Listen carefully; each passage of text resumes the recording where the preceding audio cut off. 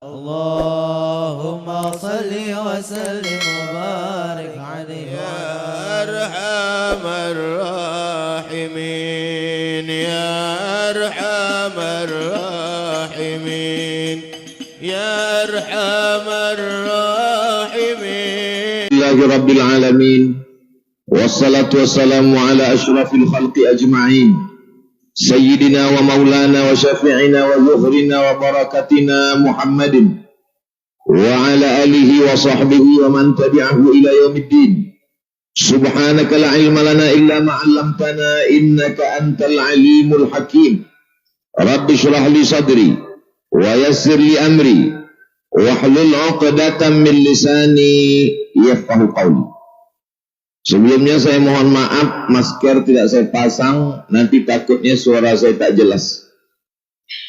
Tapi saya tidak khawatir, karena kalau video ini nanti diupload, maka tim media dari Kabupaten Tangerang itu punya aplikasi yang luar biasa, bisa merubah foto saya yang tidak pakai masker jadi pakai masker.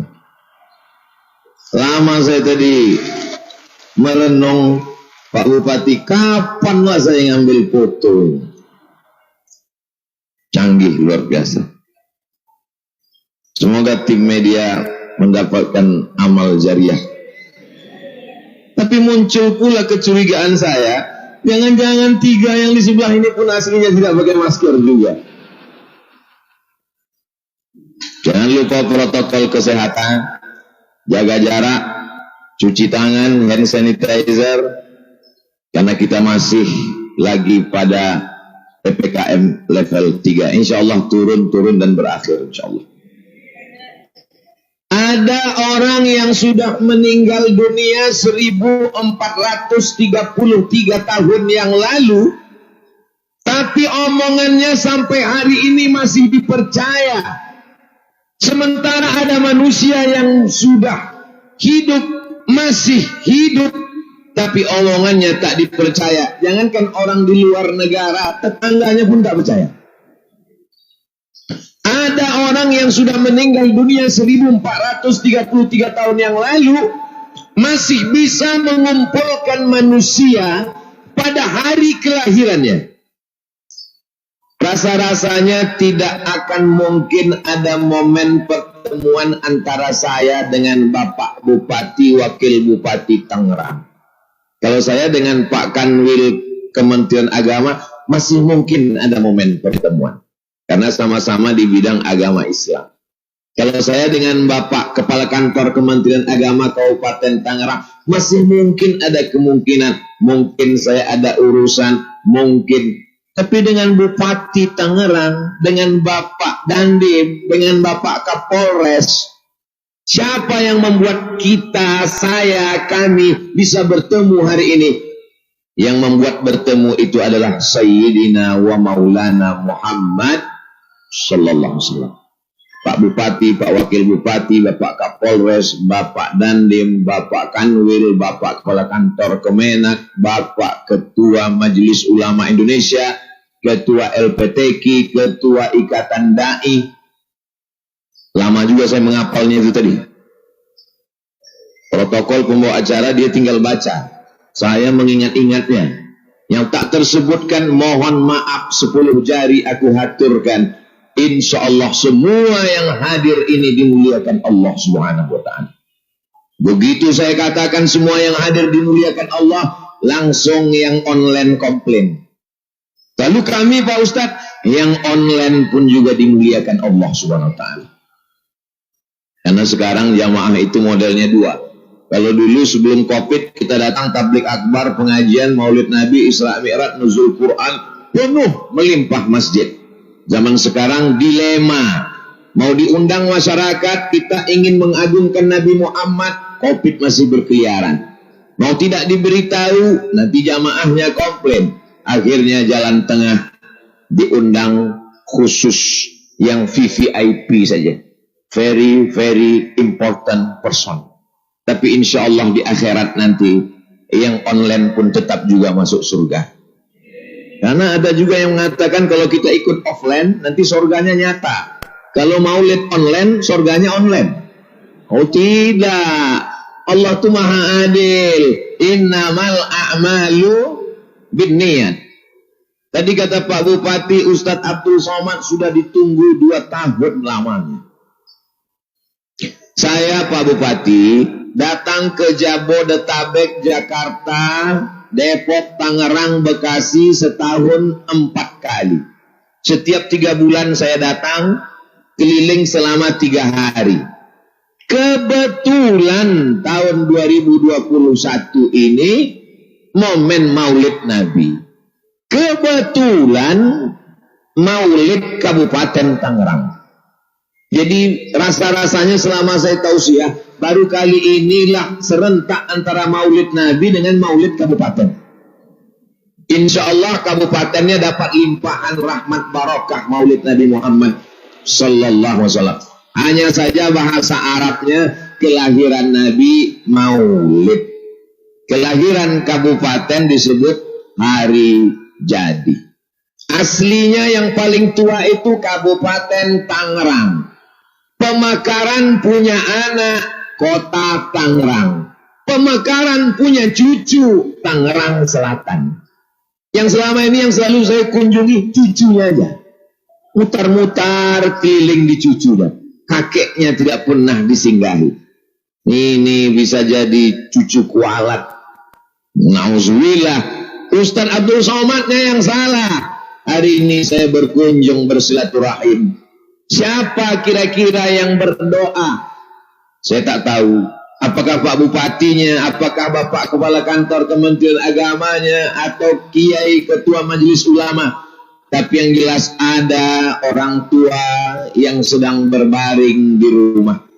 Setiap maulid dia bertanya, siapa penceramah maulid tadi? Setiap hari besar agama dia bertanya, siapa yang ceramah di Masjid Agung tadi?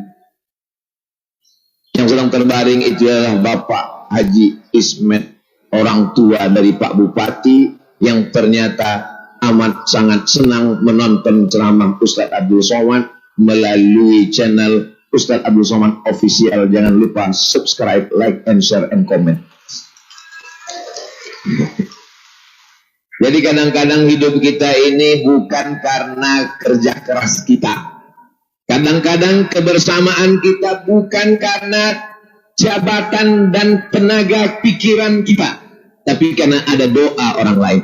Saya yakin dan percaya kehadiran saya bisa satu majelis dengan orang-orang yang terhormat ini karena salah satunya adalah doa Pak Haji Ismet. Mudah-mudahan Allah berikan kesembuhan, kesehatan beliau zahir dan batin. Nabi Muhammad Sallallahu Alaihi Wasallam, apa yang bisa kita ambil dari kehidupannya? 63 tahun mau dipres dalam ceramah 60 menit. Karena memang Abdul Somad kalau dia ceramah 60 menit sesuai dengan tertulis di botol 600 ml. Tapi saya lihat yang di depan saya tadi cuma 300 ml. Nampaknya setengah jam, tapi dikasih 2 botol, sejam juga. Kalau ada ustadz yang ngomong, saya bisa ceramah tentang Nabi Muhammad 63 tahun, bisa diceramahkan dalam 60 menit, bahasa Arabnya mustahilun. Makanya kalau ada maulid di masjid, datang. Maulid di langgar di surau, datang. Maulid di kantor Kementerian Agama, di pondok pesantren, datang. Karena sesungguhnya ceramah maulid itu saling melengkapi antara satu yang lain. Ceramahnya isinya kan sudah kami dengar. Kata pepatah orang Melayu, hafal kaji karena diulang, pasal jalan karena dilalui. Hafal kita sejarah Nabi, supaya kita nanti kalau ditanya anak kita, papa, mama, ayah, ibu, Nabi Muhammad itu siapa? Jangan sampai jawaban kita cuman ABC. Nabi Muhammad namanya, ayahnya Abdullah, emaknya Aminah, lahir tahun gajah. Jangan nanya-nanya lagi. Tapi alhamdulillah orang tua sekarang cerdas-cerdas. Kalau anaknya nanya, dia sudah bisa bercerita. Jangan banyak tanya, tonton aja YouTube. Jamaah yang dimuliakan Allah. Lalu pada waktu yang singkat ini apa yang dapat disampaikan Abdul Somad tentang Sayyidina wa Maulana wa Syafi'ina Muhammad sallallahu alaihi wasallam? Yang pertama, Nabi membangun peradaban. Bahasa Inggrisnya civilization, bahasa Arabnya hadarah. Diambil dari kata Madinah, disebut dengan tamadun. Lawan dari kata Madinah, Madaniyah, tamadun adalah badawah. Orang badawah berpindah-pindah nomaden dalam hutan, tak punya rumah, pindah ke hutan ini, bakar hutan ini, tidak meninggalkan peradaban apa-apa.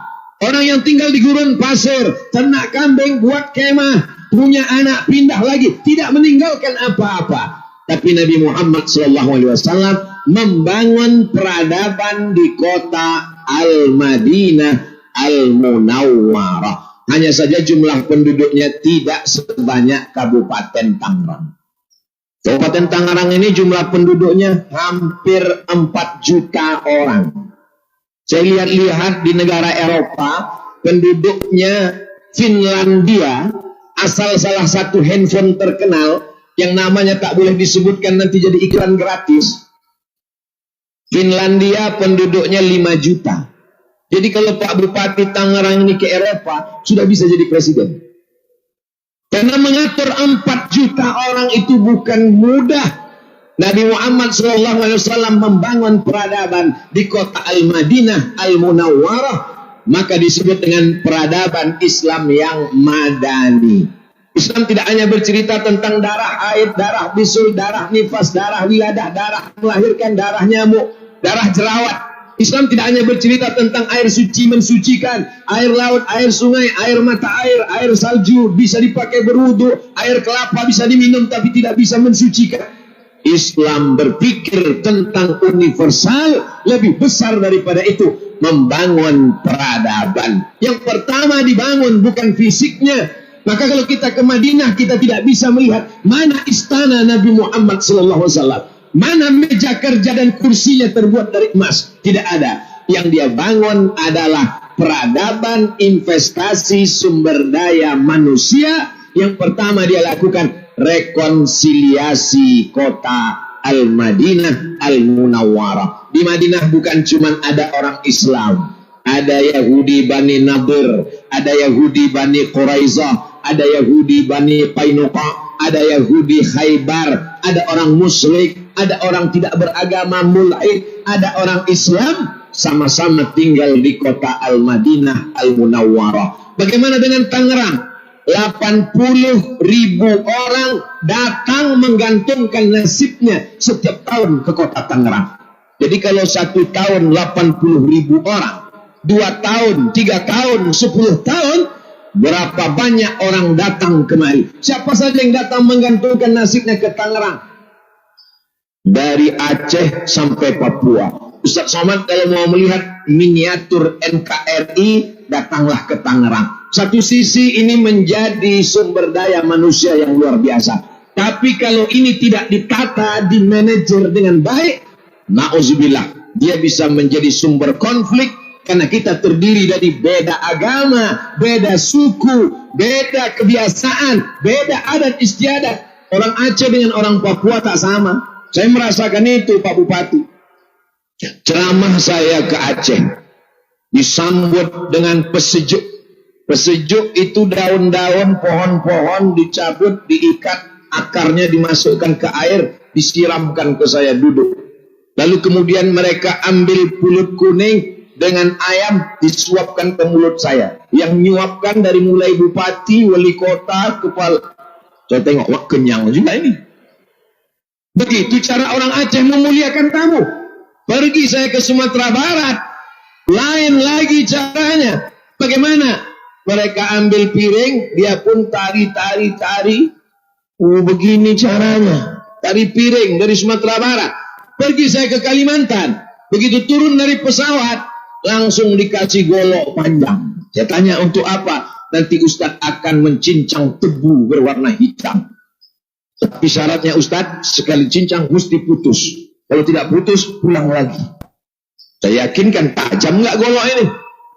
Begitu sampai di Papua, turun di Sorong Airport, maka langsung dihadapkan dengan piring besar bergambar burung kasuari, burung cendrawasih. Apa ini? Ternyata piring yang besar ini nanti akan diinjak dan akan disambut oleh tarian anak-anak kecil, tarian Papua. Begitu kekayaan tradisi yang luar biasa. Ini kalau tidak ada pemimpin yang mengerti rekonsiliasi seperti yang diajarkan Sayyidina wa Maulana Muhammad sallallahu alaihi wasallam, maka kita akan hancur lebur. Belanda masuk ke negeri kita bukan karena dia kuat. Sampai hari ini Belanda negeri yang kecil, tapi karena divide et impera, karena adu domba, sehingga antar suku, antar agama kacau balau. Tapi alhamdulillah, berkat rahmat Allah subhanahu wa ta'ala dan keinginan bangsa Indonesia yang luhur, dengan ini menyatakan kemerdekaannya, kita diikat dalam bingkai Negara Kesatuan Republik Indonesia yang berpegang pada Pancasila. Sila yang pertama, ketuhanan yang Maha Esa. Oleh sebab itu tidak ada tempat bagi orang yang tidak bertuhan di Negara Kesatuan Republik Indonesia. Islam yang pertama mengajarkan melalui Nabi Muhammad SAW adalah persatuan antar umat. Sesama Islam, ukhuwah Islamiyah, diikat oleh asyhadu an la ilaha illallah wa asyhadu anna Muhammadan Rasulullah.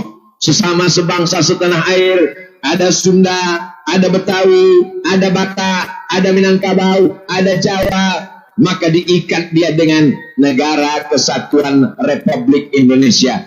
Dalam masalah beda agama, jelas kalau sudah terkait dengan akidah, wala ana abidum ma abattum wala antum abiduna ma a'bud lakum dinukum waliyadin. Tapi kalau sudah terkait dengan urusan sosial, tolong menolong, wa ta'awanu 'alal birri wat taqwa, tolong menolong dalam kebaikan, maka Islam amat sangat toleran. Wa ma arsalnaka illa rahmatan lil alamin. Islam tidak mengatakan wa ma arsalnaka illa rahmatan lil muslimin, tidak. Wa ma arsalnaka illa rahmatan lil mu'minin, tidak. Wa ma arsalnaka illa rahmatan lil arab, tidak. Wa ma arsalnaka illa rahmatan lil alamin. Ada seorang warga kota Madinah namanya Asma, agamanya Islam, dia muslimah, tapi emak kandungnya non muslim, datang dari kota Makkah. Kerinduan seorang ibu yang tidak Islam ternyata tidak bisa dibendung cinta kasih sayang. Anak yang dikandung 9 bulan 10 hari, disusukan 2 tahun, perbedaan keyakinan membuat si ibu tetap datang 8 hari 8 malam naik onta dari kota Makkah ke kota Madinah. Anaknya takut mau jumpa. Lalu dia melapor ke Nabi Muhammad SAW. Ya Rasulullah, ummi qadimat, ibu saya datang. Wahya razibatun, dia sangat rindu ingin jumpa dengan saya. Afa asiluha, bolehkah saya menyambung silaturahim dengan ibu saya yang berbeda agama itu? Kata Nabi, ada zamanan hubal kiti ta'ud nahab. Islam mengajarkan, la yanhakumullahu 'anil ladzina lam yuqatilukum fid din. Kalau mereka orang yang berbeda agama denganmu itu tidak mengusirmu dari kampung halamanmu, tidak memerangimu, walam yukhrijukum min diyarikum, tidak menghalau kamu, tidak mengusir kamu, tidak mendeportasi kamu, antabarruhum, buat baiklah kepada mereka, wa tuqsitu ilaihim, bersikap adillah kepada mereka. Ajaran yang dibawa oleh Nabi Muhammad sallallahu alaihi wasallam itulah yang membuat Islam bisa sampai ke Andalusia. Islam berkembang sampai ke Bahrul Qazwain, Teluk Kaspia, Caspian Sea. Islam sampai ke Nusantara dengan kelembutannya, dengan kebaikannya. Mereka tahu bahwa di Kudus, di sana ada saudara-saudara kita yang lebih tua. Mereka amat sangat menjaga persaudaraan. Kebetulan saya ketika di Mesir kuliah, ada kawan sahabat saya dari Kudus. Apa kata kawan saya? kami di Kudus kalau Idul Adha tidak menyembelih sapi. Kenapa? Saya tidak pernah Idul Adha di Kudus. Ziarah ke makam Sunan Kudus, ziarah ke Masjid Kudus, saya lihat menaranya seperti candi. Kenapa bisa begini? Supaya melihat local wisdom, kebijaksanaan lokal, sehingga ketika melihat bangunannya mereka menjadi familiar. Oh, ini menaranya, bukan bangunan yang baru, bukan bangunan yang aneh, tidak menakutkan. Sama seperti punya nenek moyang kami, yang dirubah hanya isinya yang ada di dalam, yang sebelumnya tidak menyembah Allah, lalu kemudian dirubah menjadi la ilaha illallah Muhammadur Rasulullah sallallahu alaihi wasallam. Kebijaksanaan Wali Songo, para sunan-sunan, sunan diambil dari kata tangan yang disusun-susun. Ketika bertemu, maka kita menghormati dan muliakannya dengan susunan. Kita susun tangan, memuliakan dan menghormati mereka. Karena kemuliaan, mereka adalah pewaris para nabi yang diutus Allah Subhanahu wa taala. Setelah Nabi Muhammad SAW meninggal, la nabiyya ba'dah, tapi pelanjut risalah ada. Itulah dia al-ulama warasatul anbiya. Datang ulama dari jazirah Arab, singgah sebentar mereka di India, lalu kemudian mereka sampai ke Nusantara. Ada pula yang mengatakan dari Hadramaut Yaman langsung ke Nusantara. Sampai hari ini kita mewarisi ajaran Nabi Muhammad sallallahu alaihi wasallam.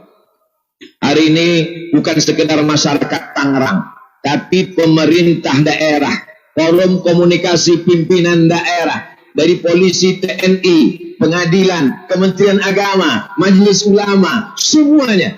Maka ini menunjukkan, kata Abdurrahman Ibnu Khaldun, ar-ra'iyah ala dini mulukihim. Rakyat itu mengikut agama raja-rajanya. Kenapa mudah diislamkan negeri Pasundan? Karena raja-rajanya bersyahadat. Kenapa mudah diislamkan Pulau Jawa? Karena sultan-sultan Demak bersyahadat. Kenapa masyarakat Tangerang insya Allah cinta kepada maulid? Karena pemdanya membuat maulid. Kalau tidak dibuat maulid ini, nanti masyarakat bingung-bingung. Pemerintah tidak membuat maulid, Pak Camat nggak suka maulid, Pak Bupati nggak suka maulid, nonton TV acaranya, ceramahnya melarang maulid, nonton YouTube ceramahnya, ustadznya mengatakan maulid bid'ah. Kalau sudah bid'ah berarti dolalah, kalau dolalah berarti masuk neraka. Kalau maulid adalah bid'ah, berarti yang buat acara maulid masuk neraka, yang undang masuk neraka, yang diundang masuk neraka, yang mendengar masuk neraka, yang paling panas nerakanya yang ceramah. Tapi begitu langsung Pak Bupati buat maulid, maka orang tidak bisa membantah. Kenapa? Ati Allah, ta'ala kepada Allah, wa ati'ur Rasul, ta'ala kepada Rasulullah, wa ulil amri, pemimpin. Siapapun yang membid'ahkan maulid, kalau sudah pemimpinnya buat maulid, maka ustadz yang ceramah membid'ahkan itu sudah tidak bisa lagi melawan. Kenapa? Karena dalam keyakinan mereka sendiri ada doktrin wajib mengikut kepada pemimpin. Jadi nanti pengurus-pengurus masjid, kalau di daerah situ ada orang membid'ahkan maulid, jangan undang Abdul Somad. Karena Abdul Somad sudah diejek sebagai UAS, Ustadz Ahli Syubhat. Karena selalu buat acara bid'ah, maulid bid'ah, Isra Mi'raj bid'ah, nyambut 1 Muharram bid'ah, nuzulul Quran bid'ah, acara haul wali-wali bid'ah. Caranya mudah saja, undang bupati, hilang bid'ahnya. Karena mereka punya doktrin, kalau ulil amri yang melaksanakan, maka tidak bid'ah. Itulah sudah lama saya pikirkan. Kalau berdebat, siapa yang paling tegang urat lehernya, itu yang paling menang. Berdebat masalah buku, siapa yang paling banyak kitabnya, itu yang menang. Debat yang paling simple, mudah saja. Hadirkan bupati, hilang bid'ahnya. Jamaah yang dimuliakan Allah Subhanahu wa ta'ala. Ini ustadz ceramah mengada-ngada atau pengalaman betul real di tengah masyarakat? Real. Ada satu kelompok orang nggak mau maulid. Maulid bid'ah. Karena tidak pernah dibuat Nabi. Maka perbuatan itu menjadi penyebab kita melakukan perbuatan dolalah. Kalau sudah dolalah, sesat berarti masuk neraka. Tiba-tiba tak ada angin, tak ada hujan. Yang ceramah di masjid itu adalah orang yang membid'ahkan maulid. Semuanya heran. Ini orang selama ini membid'ahkan maulid. Kenapa tiba-tiba dia mau ceramah? Ditelusuri, dicari-cari, baru dapat jawabannya. Ternyata yang nyuruh dia ceramah adalah bupati. Nah, jadi nanti boleh juga dites Pak Bupati, cari ustadz yang membid'ahkan maulid, suruh dia ceramah. Pas dia nolak, enggak mau, karena maulid ini bid'ah. Bacakan ayatnya, ati Allah wa ati Rasul wa ulil amri. Ini ulil amri, ceramah.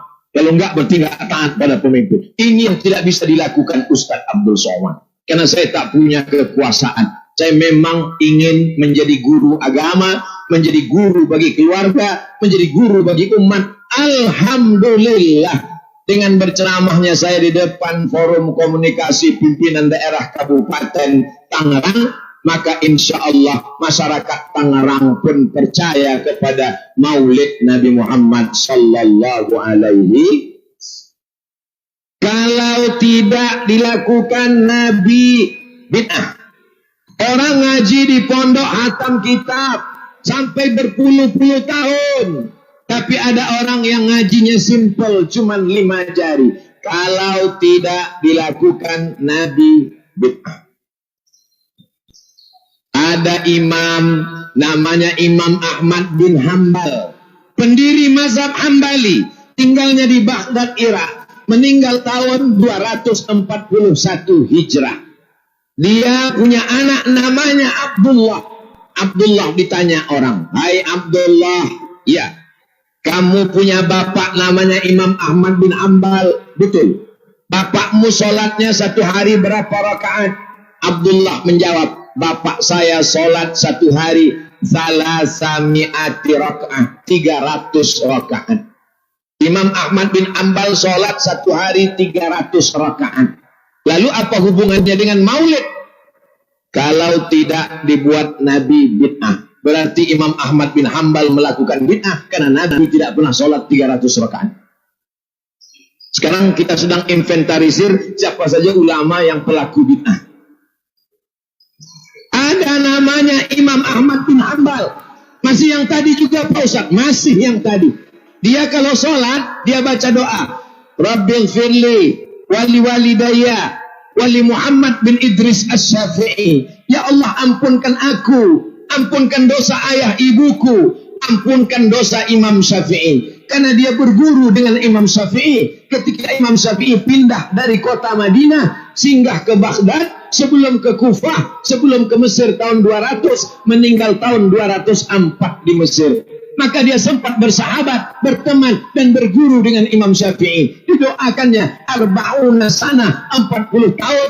Dia tambah dalam bacaan doa solatnya, Rabbil firli wali walidayya wali Muhammad bin Idris Asy-Syafi'i. Ya Allah, ampunkan aku, ampunkan ayah ibuku, ampunkan Muhammad bin Idris Asy-Syafi'i. Apa hubungannya dengan maulid? Kalau tidak dibuat Nabi bid'ah, berarti Imam Ahmad bin Hambal sudah 2 kali buat bid'ah. Karena Nabi tidak mengajarkan doa Rabbil firli wali walidayya wali Muhammad bin Idris Asy-Syafi'i. Saya tidak ajak Bapak Ibu untuk baca doa ini. Tapi kalau mau mendoakan Abdul Somad seperti doa Imam Ahmad bin Hambal, boleh juga. Rabbil firli wali walidayya wali Ustadz Abdul Somad. Tidak bid'ah. Masya Allah, ada kaligrafi. La ilaha illallah Muhammad Rasul. Imam Ibnu Taimiyah selesai sholat subuh, dia memandang ke langit, baca Al-Fatihah sampai terbit matahari. Bismillahirrahmanirrahim. Alhamdulillah rabbil alamin arrahmanir rahim maliki yaumiddin iyyaka na'budu wa iyyaka nasta'in ihdinas siratal mustaqim siratal ladzina an'amta 'alaihim ghairil maghdubi 'alaihim waladdallin amin. Tidak pernah dilakukan Nabi. Tidak ada hadis menyebutkan bahwa Nabi selesai sholat subuh, duduk di masjid, memandang ke langit, baca Al-Fatihah sampai terbit matahari. Tidak ada. Yang ada dalam hadis Sunan Tirmidzi, sholat subuh berjamaah, duduk berzikir mengingat Allah sampai terbit matahari. Sholat Sunan Isyraq 2 rakaat. Memang ada. Tapi duduk baca Fatihah dari awal sampai akhir tidak ada. Kalau begitu Ibnu Taimiyah pun melakukan bid'ah karena definisi bid'ah begitu pendek. Kalau tidak dilakukan Nabi bid'ah. Jamaah yang dimuliakan Allah SWT. Yang faham, alhamdulillah. Yang tidak faham, ulang 2-3 kali. 3 kali tak juga paham, makan kue kotak. Poin yang pertama adalah, kalau kita bid'ahkan saudara kita yang seiman, ini baru intern. Belum lagi dengan yang berbeda keyakinan. Belum lagi dengan yang berbeda agama. Kalau sesama kita saling membid'ahkan padahal itu hanya masalah khilafiyah. Ingatlah, ketika kau katakan kepada saudaramu ini bid'ah, maka sesungguhnya kau sudah mengatakan kamu sudah masuk dalam dalalah. Dan kalau sudah kau katakan dalalah, berarti sama dengan kau katakan kau menjadi penghuni neraka. Nata'awan fi mattafaqna. Mari kita tolong menolong pada perkara yang kita sepakati. Wa nata'awan fi makhtalafna. Mari kita berlapang dada menerima perbedaan. Inilah yang bisa membuat kita hidup bersama di Kabupaten Tangerang sebagai model salah satu kabupaten, dan ini akan ditularkan untuk seluruh kabupaten kota di Negara Kesatuan Republik Indonesia, insyaallah. Amin. Tangerang banyak gula-gulanya.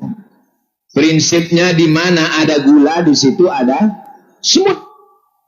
Karena banyak gula di sinilah maka banyak orang berdatangan dari Aceh, Sabang sampai Papua, menggantungkan hidupnya, bisnisnya, dagangannya, tanahnya subur. Dari mana Ustaz tahu tanah Tangerang ini subur? Ini bunga-bunga bisa tumbuh di atas keramik. Masjidnya cantik, megah, luar biasa.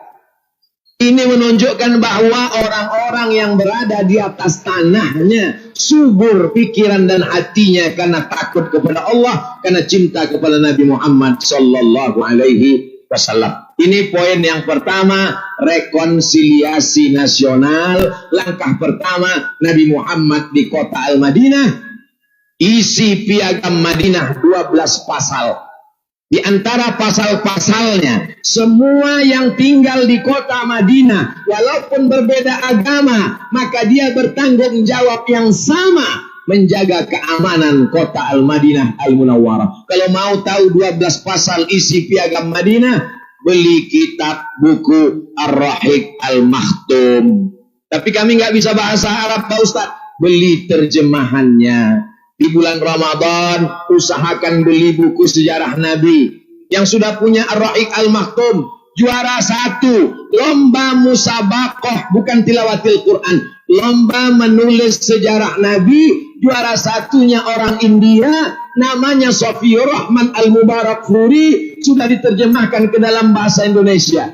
Saya nggak mau yang pakai bahasa Arab, terjemahnya ada. Kalau yang lain Pak Ustadz, Hayatul Muhammad Hussein Haikal, sudah diterjemahkan juga ke bahasa Indonesia. Saya mau yang kitab klasik Pak Ustadz, Asy-Syama'il Al-Muhammadiyah, yang dibaca oleh para kiai dan habaib di pondok-pondok pesantren, ditulis oleh Imam Abu Isa Ibni Saurah At-Tirmidzi, yang menulis kitab Sunan At-Tirmidzi, Jami At-Tirmidzi. Saya mau kitab yang lain Pak Ustadz, yang berbahasa Inggris Pak Ustadz. History of Prophet Muhammad, ditulis oleh Karen Armstrong, tidak Islam, tapi dia tertarik dengan pribadi Nabi Muhammad sallallahu alaihi wasallam. Buku pertama dia tulis History of God, sejarah Tuhan. Kemudian dia tulis berikutnya History of Muhammad sallallahu alaihi wasallam. Buku itu bestseller, sudah diterjemahkan juga ke bahasa Indonesia. Bulan Maulid, ajak anak ke toko buku, belikan buku, sehingga nanti ketika kita mati menghadap Allah, dia buka lemari buku, dia meneteskan air mata melihat buku yang pernah kita belikan dulu untuk dia. Ternyata ayahku tidak hanya menyiapkan sewa rumah, tidak menyiapkan kos-kosan, tidak menyiapkan sekolah, tapi menyiapkan buku bacaan. Dilihatnya bacaan buku-buku ayahku dulu, netes air matanya karena plastiknya masih ada, belum pernah dibuka. Insya Allah anak cucu kita akan membukanya. Jangan sampai nanti kita mati, dibukanya lemari, lalu dia lihat, oh ternyata koleksi VCD dangdut bapakku banyak juga. Bapak Ibu yang dimuliakan Allah Subhanahu wa Ta'ala. Ini poin yang pertama, ajarkan tentang kebersamaan. Yang kedua, apa yang dibangun oleh Nabi Muhammad SAW? yang dibangunnya adalah masjid. Bukan masjid duluan. Dibangun pertama persaudaraan. Setelah persaudaraan baru bangun masjid. Karena tidak mungkin membangun masjid kalau dasarnya tidak ukhuwah persaudaraan. Masjidnya satu, imamnya satu, khatibnya satu, bilalnya satu, tapi hatinya pecah. Masuk masjid, tahsabunahum jami'an, kau sangka mereka satu, wa qulubuhum syatta, tapi hati mereka sudah hancur, berkeping, bercerai-berai. Ini kita jaga persatuan umat. Antara khilafiyah, kita lapangkan dada dengan mengkaji perbedaan mazhab. Matangkan dulu mazhab Syafi'inya. Dari mulai matan takrib, dari matan takrib Fathul Qarib, naik kalau kemudian sampai kepada I'anatul Talibin, khatam I'anah, masuk fikih yang besar Al-Mahalli, baca kitab Majmu' Syarah Muhazzab. Setelah matang mazhab Syafi'i, silakan mazhab Hanafi, silakan baca mazhab Maliki, silakan mazhab Syafi'i, silakan mazhab Hambali. Tapi kuatkan dulu mazhab Syafi'i supaya orang punya pendirian. Jangan sampai dia bingung, baca langsung 4 mazhab, tidak punya pondasi. Lama-lama pas ditanya, mana yang kau pegang? Aku sudah tidak bermazhab karena aku bingung terlalu banyak mazhab. Langsung saja ke Al-Quran dan Sunnah. Ada sekarang orang yang semboyannya, mari langsung ke Al-Quran. Tapi begitu dilihat Qurannya, Quran terjemahan depan. Yang menerjemah siapa? Ulama. Ternyata kita bisa paham Quran melalui terjemahan ulama. Jadi sebenarnya kita kembali ke Quran, kembali ke hadis melalui ulama. Alhamdulillah, kita bersama dengan Ketua Majelis Ulama mengirimkan para dai ke masjid, ke surau, ke langgar dan musalla, pendidikan umat. Sekarang orang tidak mau memasukkan anaknya ke pesantren. Saya nggak mau anak saya di pesantren, Pak Ustadz. Kenapa, Bu? Saya sudah lihat ke sana, santrinya 1000, WC-nya 10. 880 pondok pesantren di Kabupaten Tangerang sudah dibantu pemerintah daerah lebih dari 200 pondok pesantren. Ustadz tahu informasi ini dari mana? Tadi ketika Pak Bupati ngobrol dengan Pak Kanwil, saya nguping. Oh, ternyata pondok pesantren dibantu. Akhirnya terwujudlah ini. Bapak Ibu yang dimuliakan Allah Subhanahu wa taala, Ustadz berceramah di atas mimbar, khutbah Jumat. Marilah kita selamatkan anak kita dari sekuler, dari liberal, dari ateis, dari komunis. Jamaahnya. Tapi ada orang yang tidak ceramah, tidak menggelegar, tidak berapi-api, tapi cukup dengan tanda tangannya. Tahun ini APBD untuk pondok pesantren sebanyak, selesai. Lihat kemana arah tanda tangannya. Kalau tanda tangannya ke atas berarti menara masjid pesantren. Kalau tanda tangannya ke bawah berarti WC, selesai. Segenggam kekuasaan di tangan, pakai untuk menolong agama Allah Subhanahu wa taala. Jangan nanti setelah tidak ada jabatan, setelah pensiun, datang ke masjid, acara maulid, selesai pengajian, ngejar Ustaz Abdul Somad. Ustaz Abdul Somad, apa yang bisa saya lakukan? Bapak masih aktif, baru saja pensiun. Baca Yasin aja lah, Pak. Yang pensiun jangan tersinggung, karena jantung sudah tidak normal. Tapi bukan berarti orang yang tidak punya jabatan tidak bisa berbuat. Masih bisa aktif di masjid, mengelola anak-anak muda, dididik, ceritakan pengalaman masa lalu. Yang saya ceritakan bukan ingin menjatuhkan dan menaikkan orang. Saya hanya ingin mengajak, berbuatlah ketika tanda tanganmu masih laku. Berbuatlah untuk agama Allah Subhanahu wa taala. Kalau kita bantu pembangunan pesantren, Di sana ada anak-anak yang sekolah, yang belajar, yang baca kitab, yang hafal Quran.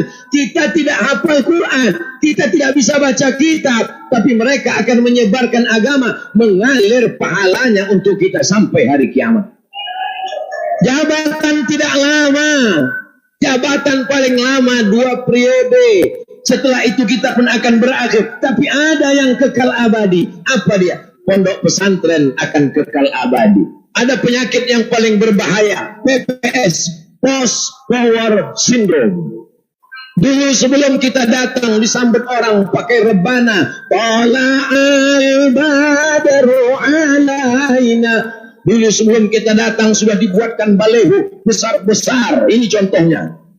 Dulu sebelum kita datang sudah disiapkan umbul-umbul. Tapi begitu kita tidak ada jabatan, orang tidak menegur, orang tidak menyapa, tidak ada baleho, tidak ada umbul-umbul, kena psikologis kita, down, stres, stroke, depresi, mati dalam kesendirian, kesunyian. Tapi kalau pondok pesantren kita bantu, sampai mati santri-santri itu akan ingat. Mereka akan doakan kita, mereka akan kenal, karena kiainya berkata, bupati inilah dulu yang membangunkan WC sehingga kalian enggak kebelet pagi-pagi. Inilah dulu yang menolong. Diknas tidak sama dengan Kementerian Agama. Kenapa? Karena Diknas itu sekolahnya lebih banyak. Sedangkan Kementerian Agama, santrinya dengan sekolah swasta lebih banyak. SMP negeri, SD negeri, SMA negeri. Sedangkan ini swasta. Di Diknas, yang berkuasa itu adalah kepala dinas. Sedangkan di pondok pesantren di Kementerian Agama, ada yang lebih berkuasa daripada kanwil dan kepala kantor. Siapa? Kiai. Maka fenomena tidak sama. Di Diknas, satu universitas yang di bawah Diknas, anggarannya sama dengan 14 IAIN zaman dulu. Bayangkan itu. Apa yang bisa kita bangun dengan anggaran? Yang cerita ini siapa? Salah seorang menteri agama cerita ke saya, Ustadz Somad, bayangkan, satu universitas di bawah Diknas, anggarannya sama dengan 14 IAIN sebelum ada UIN dulu. Apa yang bisa kita bangun dengan sebegitu? Maka dengan adanya support dari bupati, wali kota, gubernur, APBD, tidak hanya mengharapkan dana dari atas, ini amal jariah. Abdul Somad insya Allah dapat juga sekian persen dari amal itu. Karena dia menyampaikan, karena ini ditonton videonya. Walaupun nampaknya saya ceramah di Kabupaten Tangerang, tapi insya Allah akan ditonton oleh bupati-bupati yang lain insya Allah. Begitu bupati itu nonton maulid di Kabupaten Tangerang, dia nonton kebetulan di meja kantor, pas mau nanda tangani proposal bantuan pesantren, pakai tanda tangan menolong, langsung ditanda tangan. Amin. Bapak Ibu yang dimuliakan Allah Subhanahu wa taala, sab'atun 7 golongan yuzilluhumullah yang akan dapat naungan Allah yauma la zilla illa zilluh. Hari itu tak ada naungan kecuali naungan Allah Subhanahu wa taala. Bukan Ustaz Abdul Somad yang pertama dapat naungan nanti. Siapa dia? Al-Imamul Adil, imamun adilun, pemimpin yang adil, yang peduli kepada agama Allah Subhanahu wa taala. Apa kata Imam Ahmad bin Hanbal, Imam Hambali? Seandainya doamu cuma satu dan doa itu makbul, maka mintalah satu, mintalah pemimpin yang adil. Karena kalau kau minta istri solehah yang menikmatinya cuma kamu, tak mungkin istrimu bisa dinikahi orang lain, kecuali kalau kau mati dan pacar dia menyanyikan lagu Kutunggu Jandamu. Kalau kau punya suami yang soleh, Bu, suami ibu soleh, ibu berdoa, berikan aku suami yang soleh. Paling ibu suami soleh cuma untuk ibu. Ibu tidak akan mungkin mau suami ibu dibagi kepada orang lain. Pasti ibu akan marah. Pelakor, mengganggu laki orang. Tapi kalau kau punya bupati yang adil dan amanah, insya Allah 4 juta orang itu dan anak-anak itu mendapatkan keadilannya insya Allah. Jadi sebenarnya penghargaan, sertifikat, apapun nama yang diberikan tadi oleh Pak Kanwil, itu hanya sebagai simbolis. Ada penghargaan yang lebih besar daripada Allah Subhanahu wa taala, yaitu yang tak putus dengan kematian, namanya amal jariah. Jariah mengalir. Ustaz Abdul Somad ceramah, iza matal insan, kalau Abdul Somad mati putus. Assalamualaikum warahmatullahi kepada seluruh masyarakat Kabupaten Tangerang, hadiri tablik akbar acara nuzul Quran 17 Ramadan yang akan disampaikan ceramahnya oleh almarhum Abdul Somad. Tak ada orang datang. Ibu-ibu yang rajin baca Yasin meninggal, putus. Bapak-bapak yang rajin sholat duha meninggal, putus. Tapi ada yang kekal abadi. Siapa yang membangun masjid ini dulu, walaupun dengan APBD Pemda, tapi dengan tanda tangan saat berkuasa. Hari ini kita sholat subuh, duha, zuhur, asar, maghrib, isya, mengalir pahalanya sampai hari kiamat. Orang yang cerdas, smart. Sekarang banyak yang smart itu bukan orangnya. Smartphone, handphonenya yang cerdas. Orangnya tidak seimbang dengan kecerdasan handphonenya. Handphonenya azan 1 hari 5 kali. Yang punya handphone nggak pernah masuk masjid walaupun sekali. Ganti saja handphonemu dengan handphone jadul. Nabi membangun masjid. Ada orang ingin memberikan tanah wakaf. Ya Rasulullah, ambillah tanah wakaf ini ya Rasulullah. Nabi tidak mau. Tanah itu dibeli oleh Nabi. Lalu Nabi membangun masjid. Dan tanah itu tidak diwariskannya kepada anaknya Sayyidatuna Fatimah. Anak Nabi yang 3 perempuan meninggal. Anaknya yang 2 laki-laki meninggal. Setelah Nabi meninggal, anaknya tunggal tinggal sendiri, Fatimah. Tapi Fatimah tidak mewarisi tanah masjid itu. Karena dia sudah menjadi tanah wakaf. Diwakafkan oleh Nabi Muhammad sallallahu alaihi wasallam. Tapi cerita masalah wakaf ini perlu banyak yang diperbaiki. Kadang bapaknya bagus, ibunya solehah, diwakafkan tanah ke kiai, diwakafkan ke Badan Wakaf Indonesia, BWI. Lalu kemudian hari berganti, musim berubah. Dulu tanah itu tempat jin buang anak. Orang takut beli tanah itu karena banyak hantu, setan, genderuwo, sundel bolong, jeblorong. Tapi sekarang sudah ada mall, tanahnya jadi mahal, 1 meter 5 juta. Datang anaknya menjual karena dia yang memegang sertifikat. Ustadz, kiai yang ada di atas diusir. Maka perlu kita tertibkan wakaf, pergi ke kantor KUA untuk membuat namanya akta ikrar wakaf. Saya beberapa kali menjadi saksi akta ikrar wakaf. Bapak yang mewakafkan tanah, betul. Ini yayasan sebagai nazir, betul. Buatkan akadnya. Saya wakafkan tanah saya ini. Luasnya 1 hektar. Untuk pondok pesantren tunai. Saya terima. Disaksikan oleh Ustaz Abdul Somad dan kaum muslimin. Langsung keluar akta ikrar wakaf. Kalau sudah diwakafkan, la yuhabu, tak bisa dihibahkan. Wala yuba'u, tak bisa diperjualbelikan. Wala yurasu, tidak bisa diwariskan. Mudah-mudahan selesai acara Maulid Nabi, semuanya ke kantor KUA insyaAllah. Amin. Ibu nanti kalau bapak ke KUA jangan marah. Mau kemana pak? Mau ke KUA? Mau kawin lagi? Bukan. Mau mengurus akta ikrar wakaf. Ini tanah-tanah di Tangerang zaman dulu mungkin orang takut. Tidak ada nilainya. Tapi sekarang kota Tangerang menjadi kota metropolitan. Banyak tanah-tanah yang potensi wakafnya luar biasa. Bercerita tentang wakaf zaman Nabi. Wakaf adalah salah satu sumber pendapatan pemerintahan Nabi Muhammad sallallahu alaihi wasallam. Ada namanya Masjid Baitullah, tapi di dekat Baitullah ada juga namanya Baitul Mal. Mal artinya harta. Baitul Mal isinya ada 7. Apa dia?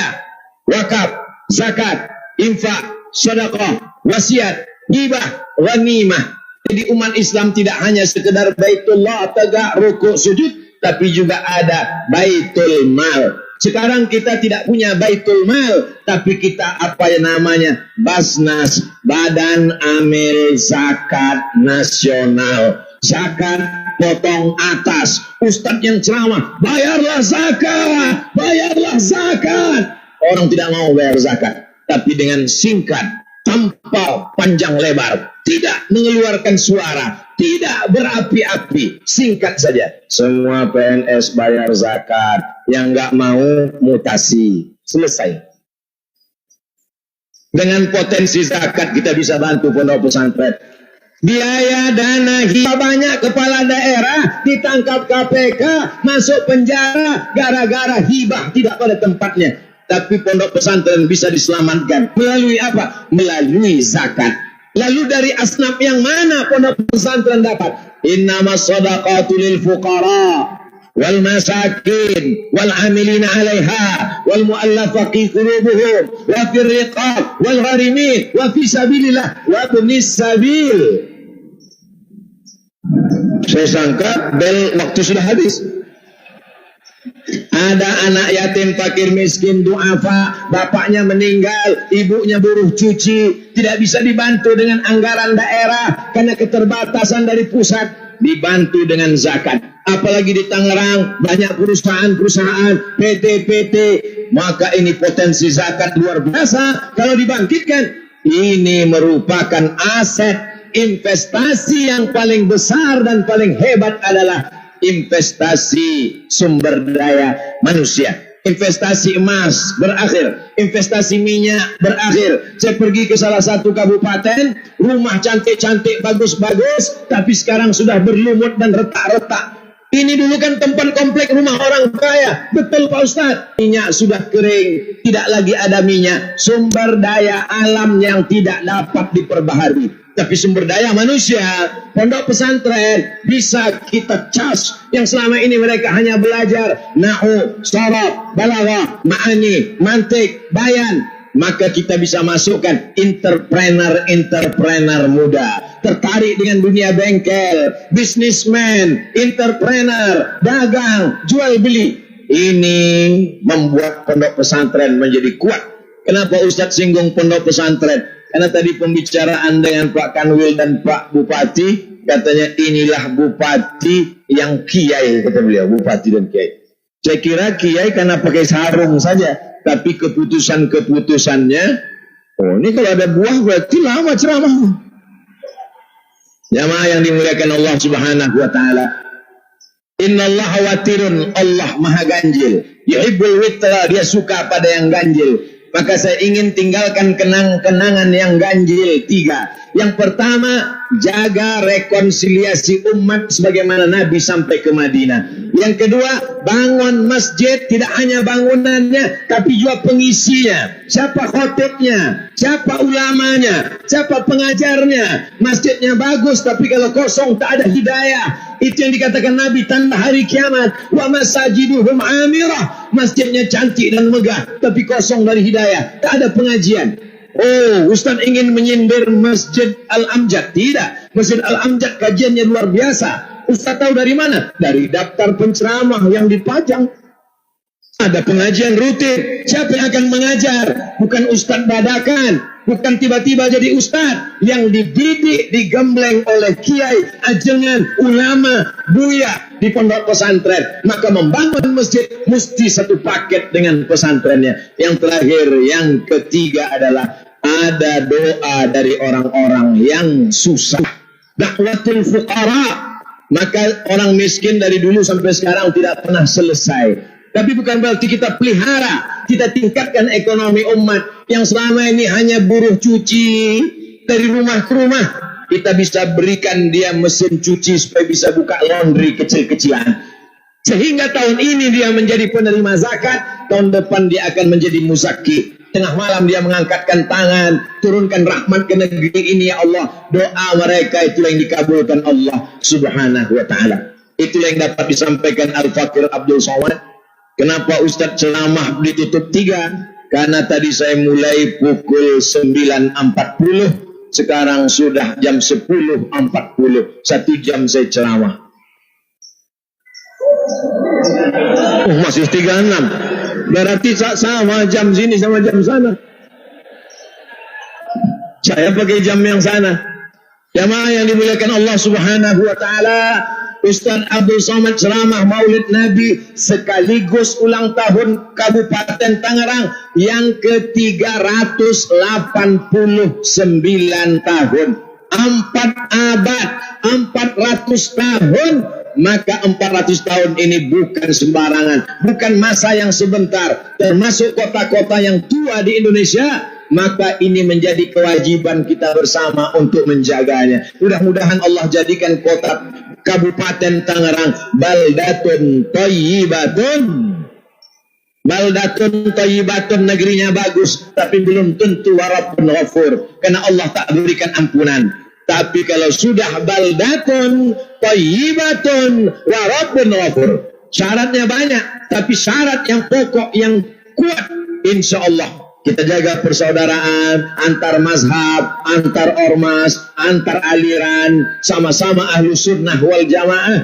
Setelah itu masjidnya tidak hanya dibangun fisiknya, tapi juga pengisinya, pengajiannya berkualitas, ada kajian akidah, wujud qidam baqa mukhalafatul hawadisi, qiyamuhu bi nafsihi, wahdaniyah qudrat iradat ilmun hayat sama basar kalam. Ada juga kajian tauhidnya, kajian hadisnya, baca Riyadhus Shalihin, baca Bulughul Maram. Maka insya Allah inilah yang akan menjadikan negeri ini tetap selamat sampai hari kiamat.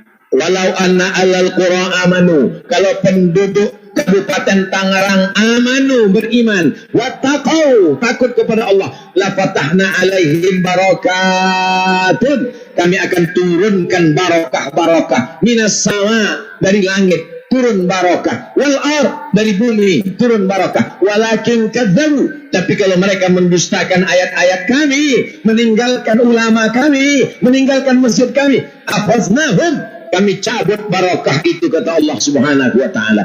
Ternyata di Kabupaten Tangerang kalau kita ceramah langsung qabul, cerita barokah, hujan pun langsung turun. Ada jamaah yang senang dengan turunnya hujan, ada juga yang susah hati karena tadi lupa helmnya telentang. Tapi insya Allah semuanya tetes peluh keringat, air mata, segala macam kesulitan, langkah kaki, ayunan tangan, semuanya bernilai jihad fisabilillah. Man kharaja fi talabil ilmi, siapa yang keluar rumah dengan niat menuntut ilmu, fahuwa fi sabilillah, maka dia sama seperti orang yang berjihad fi sabilillah hatta yarji'a, sampai dia pulang ke rumahnya masing-masing. Itulah yang dapat saya sampaikan. Aku qauli hadza astaghfirullah li wa lakum. Saya sampaikan terakhir ucapan selamat hari jadi Kabupaten Tangerang yang ke-389 tahun. Semoga kabupaten ini selalu mendapatkan rahmat, barokah, dan lindungan Allah Subhanahu wa ta'ala. Terima kasih segala perhatian. Mohon maaf segala kesilapan dan kekhilafan. Wallahu muwaffiq ila aqwamit thariq. Wassalamu alaikum warahmatullahi wabarakatuh.